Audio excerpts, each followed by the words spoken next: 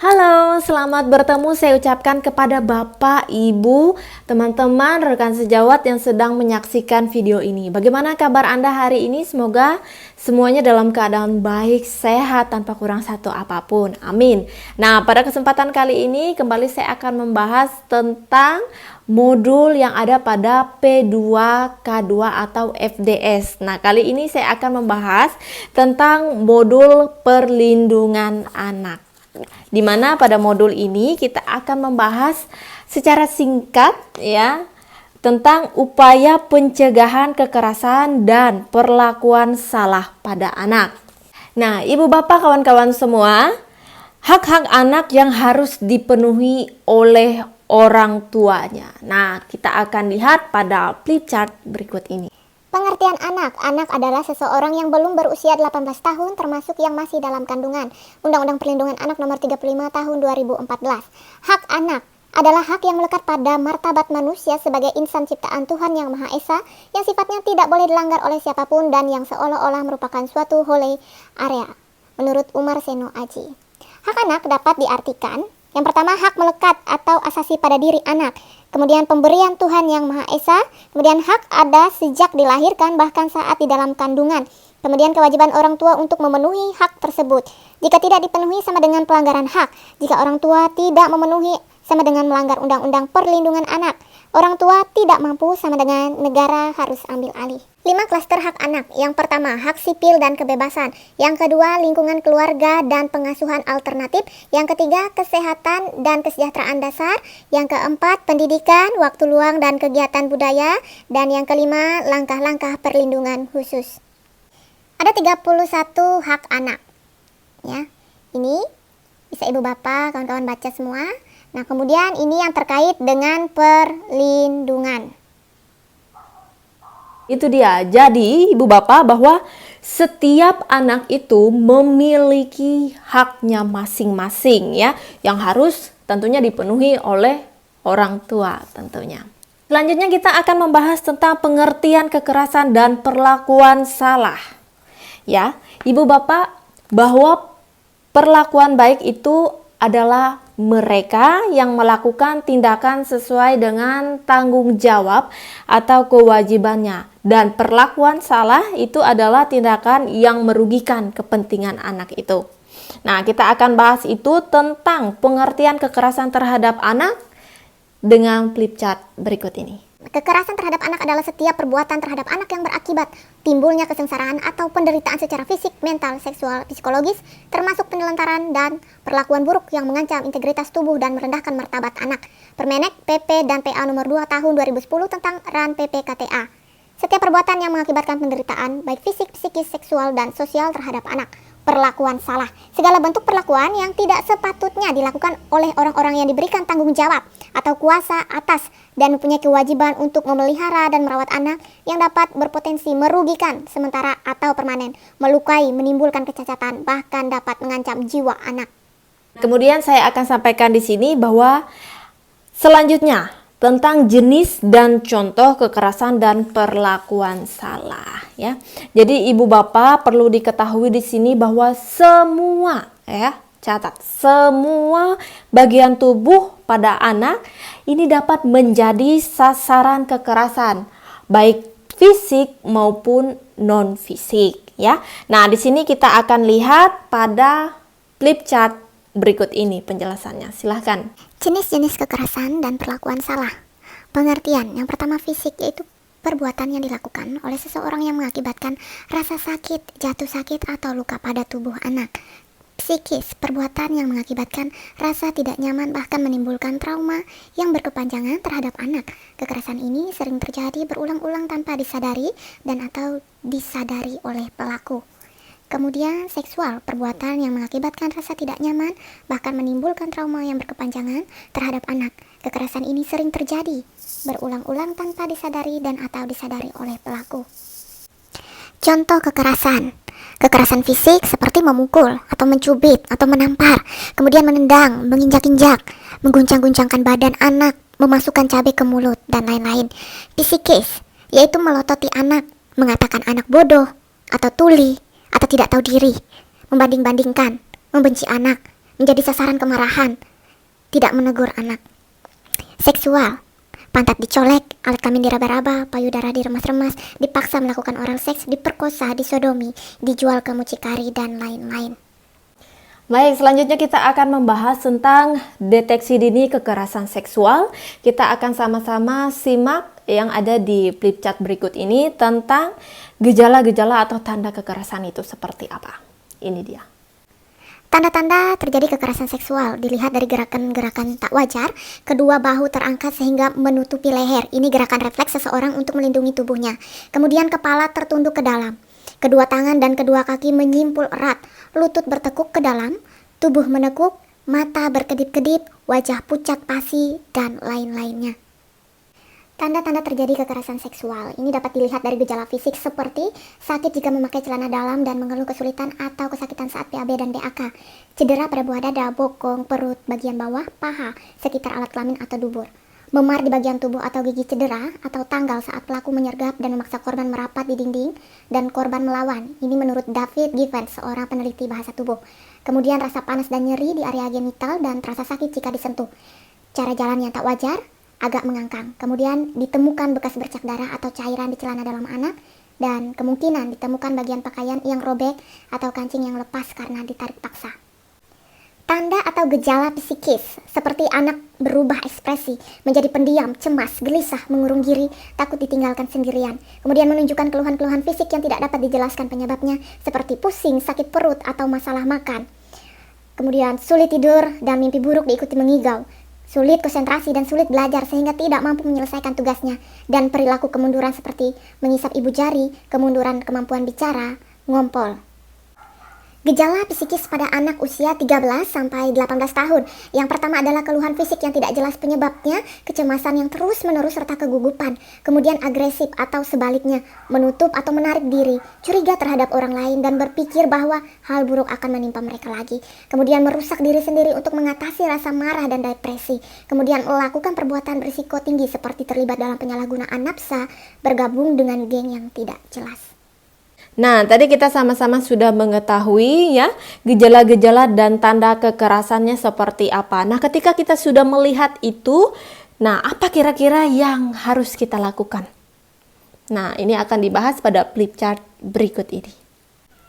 Sikap dan perilaku orang tua jika anak mengalami gejala-gejala kekerasan seksual, seperti orang tua tidak panik, tidak marah. Kemudian peluklah anak erat-erat untuk menunjukkan bahwa Anda sangat menyayangi mereka.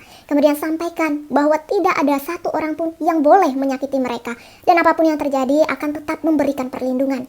Jadilah pendengar aktif tentang cerita dan pendapatnya. Mintalah pertolongan ahli atau lembaga-lembaga layanan, dan laporkan ke polisi. Hal-hal praktis agar anak terhindar kekerasan seksual. Ajarkan anak mengenal bagian tubuh sensitif seperti mulut, leher, dada, daerah selangkangan, pantat. Kemudian ajarkan anak untuk berani mengatakan tidak atau jangan atau lari ketika ada orang yang ingin menyentuh bagian tubuh sensitif. Pastikan jalur yang dilalui anak keluar rumah aman. Pastikan anak selalu dalam pengawasan orang tua, termasuk dalam kegiatan online atau internet. Pastikan anak bersama orang yang dikenal dan dipercaya. Ajarkan anak untuk tidak menerima pemberian apapun dari orang yang tidak dikenal. Kemudian pastikan rumah aman dari bahan pornografi. Berikan kontak yang bisa dihubungi dalam situasi apapun. Dengar cerita anak pada kejadian-kejadian apapun. Baik, nah selanjutnya kita akan membahas tentang cara pencegahan kekerasan di keluarga dan di masyarakat. Ya, upaya pencegahan kekerasan dalam keluarga dan masyarakat kita dapat lihat dan dengarkan bersama-sama. Berikut ini flip chartnya. Cara pencegahan kekerasan di keluarga. Yang pertama adalah memahami tumbuh kembang anak, menjadi pendengar yang baik, anak sebagai teman berdiskusi, kemudian membantu kesulitan anak terlibat dalam kegiatan sekolah, menyediakan waktu yang berkualitas untuk anak, memberi pujian kepada anak jika berperilaku baik, tidak menghardik atau menghakimi anak apalagi di depan orang lain, tidak memberi julukan negatif pada anak, mengenali pergaulan teman-teman anak, melakukan kegiatan bersama termasuk beribadah, mengikuti perkembangan informasi teknologi, jangan mudah panik jika menghadapi anak melawan, kemudian mengasuh anak tanggung jawab orang tua, suami dan istri. Cara pencegahan kekerasan di masyarakat. Yang pertama adalah peduli pada tetangga. Kemudian pertemuan RT, RW maupun kegiatan keagamaan sebaiknya membahas juga tentang pengasuhan anak yang benar. Kemudian mengenali lembaga-lembaga perlindungan anak dan bagaimana mengaksesnya. Kemudian melapor ke lembaga perlindungan anak atau aparat setempat jika ada dugaan terjadi kekerasan pada anak. Jika mengetahui, melihat ada kekerasan, maka wajib membantu anak untuk segera diamankan. Selanjutnya kita akan bahas tentang pencegahan kekerasan pada anak istimewa. Apa itu anak istimewa? Mari kita gali bersama tentang anak istimewa seperti berikut ini. Anak istimewa adalah anak-anak yang memerlukan perhatian khusus karena mengalami hambatan fisik, mental, atau intelektual dan sosial, tetapi mampu mengembangkan kemampuan-kemampuan baru dari potensi yang ada pada dirinya. Lalu siapa saja yang termasuk dalam kategori anak istimewa ini? 10 pengelompokan anak istimewa yang terdapat pada Pasal 3 Ayat 2 Permendiknas Nomor 70 Tahun 2009. Yang pertama, tunanetra, tunarungu, tunawicara, tunagrahita, tunadaksa, tunalaras, anak berkesulitan belajar, lambat belajar, mengalami spektrum autisme, memiliki gangguan motorik, menjadi korban penyalahgunaan narkoba, obat terlarang, dan zat adiktif lainnya, memiliki kelainan lainnya, dan tunaganda. Ibu bapak, kawan-kawan semua, anak istimewa ini sangat rentan untuk mendapatkan kekerasan. Dan mereka sangat membutuhkan yang namanya perlindungan. Bahkan mungkin kita tidak jarang atau tidak asing kalau kadang kita mendengar kabar bahwa ada anak ya dalam keluarga itu yang disembunyikan. Ya, kenapa? Karena keluarganya malu. Ya. Dan ini sebaiknya tidak terjadi pada lingkungan atau diterima oleh anak-anak istimewa ini. Selanjutnya, bagaimana upaya kita untuk dapat mencegah kekerasan terhadap anak-anak istimewa? Nah, pada flip chart berikut ini kita akan simak bagaimana cara pencegahan kekerasan pada anak istimewa. Pencegahan kekerasan anak istimewa. Yang pertama, menyadari bahwa anak adalah amanah dari Tuhan Yang Maha Esa, sehingga orang tua berkewajiban menjaga. Kemudian tidak merasa malu memiliki anak istimewa.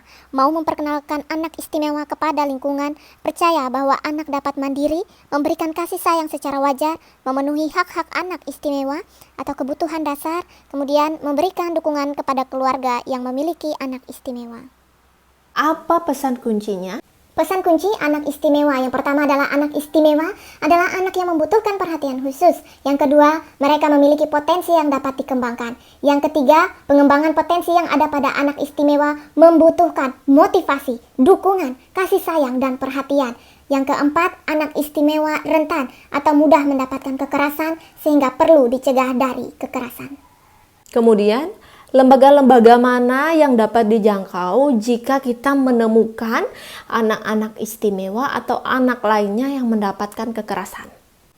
Lembaga yang memberikan layanan untuk penanganan kekerasan anak. Yang pertama, Dinas Sosial setempat. Yang kedua, P2TP2A atau Pusat Pelayanan Terpadu Perlindungan Perempuan dan Anak. Yang ketiga, PPA, Perlindungan Perempuan dan Anak. Yang keempat, Rumah Perlindungan dan Trauma Center, RPTC. Kemudian, Komnas Perlindungan Anak. Yang keenam, Komisi Perlindungan Anak Indonesia, KPAI. Yang ketujuh, Tim Reaksi Cepat, TRC, Kementerian Sosial. Yang kedelapan, LKS Anak Terdekat. Kesembilan, TEPAK 081 dan lain-lain. Dan kita memasuki pada kesimpulan. Saya akan sampaikan kesimpulan pembelajaran dengan flip chart berikut ini. Kesimpulan pembelajaran yang pertama, setiap sikap dan perilaku yang membuat anak menderita, baik fisik, psikis, sosial terhadap anak adalah bentuk kekerasan dan perlakuan salah. Yang kedua, cara mendisiplinkan anak tidak harus dengan kekerasan. Ketiga, kekerasan dapat terjadi di mana-mana, siapapun bisa menjadi pelaku bahkan orang terdekat. Yang keempat, orang tua wajib mencegah kekerasan dan perlakuan salah untuk melindungi anak. Yang kelima, pencegahan kekerasan dan perlakuan salah dilakukan melalui antara lain deteksi dini, membawa anak ke tempat aman, melaporkan ke RT, RW, atau polisi setempat. Yang keenam, menghubungi lembaga layanan setempat seperti TEPSA 1500771, P2TP2A, PPA, atau hotline polisi 110, kemudian KPAI 021 3190156 dan 021 3190146 dan pengaduan KPP dan PA di 082125751123. Ya, sekarang kita berada di penutup. Nah, saya ucapkan terima kasih banyak kepada ibu, bapak, dan kawan-kawan semua yang sudah meluangkan waktunya untuk menyaksikan video ini. Semoga video ini dapat bermanfaat untuk ibu, bapak, dan kawan-kawan semua untuk terus tetap turut serta menjaga dan melindungi hak-hak anak untuk terhindar dari yang namanya kekerasan. Terima kasih sekali lagi saya ucapkan, sampai bertemu di video-video berikutnya. Salam sehat, salam PKH, sampai jumpa.